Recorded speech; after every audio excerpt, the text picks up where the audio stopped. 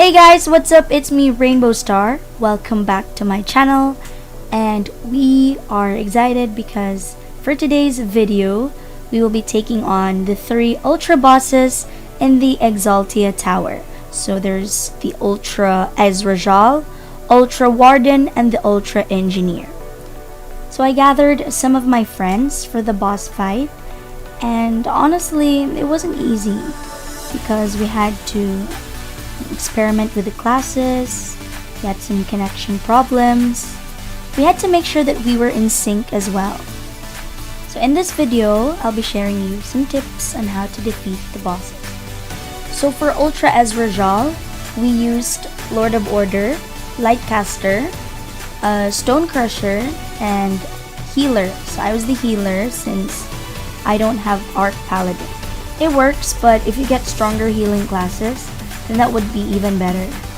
For our weapon enhancements, we used Power Word Die, and you can get this from Museum. So when battling Ezrajal, remember that none of his attacks are avoidable, but none of them can crit. So you need to plan your attacks accordingly. He has this lifesteal as well, which occurs frequently, and it can pretty much hit you hard for true damage, and it's unreducible. He has counter attacks as well, but before he does so, there's going to be yellow text that will appear, so everyone needs to back away from Ezrajal so that you will not attack him. Once the counter attack fades, that's when you can attack him again, but be careful not to nuke him right away, otherwise he can one-shot you. Also a tip, if you're going against these bosses, you can use the Ensword or the Necrotic Sword of Doom. So this does 50% more damage. Alright, so for the second Ultra boss, which is the Ultra Warden, basically this guy is a powerful monster that can heal.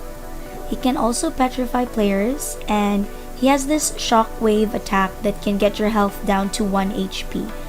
And when he's like about to die, he'll go berserk. He's gonna shriek, and he's basically gonna one-hit you. Okay, so tips on battling this boss. Once he is gonna do this shockwave attack, make sure that the healers are ready to do their thing.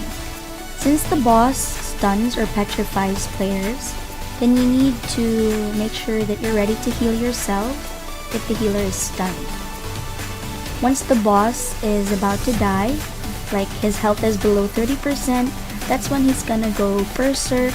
So of course when this happens, you need to be prepared with supports that can reduce cooldown, since the boss will increase the frequency of his shockwave attack.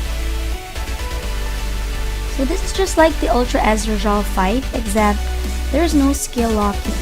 Personally, I think he's easier to defeat than the other 2 bosses. So finally, we're at the last Ultra boss, which is the Ultra Engineer. They say that he's the hardest to kill, but honestly, I think Ezrajal is the hardest. And if you can just get the 2 drones dead at the same time, then it should be no problem to attack the Engineer, since you can basically get damage once the drones are dead. Okay, so you need to take note that both drones must be killed in order to damage the boss. So you have to kill first the defense drone, and then next the offense drone, and then attack the Engineer. Make sure that you don't move while attacking the drones as well, since that's going to trigger the Engineer.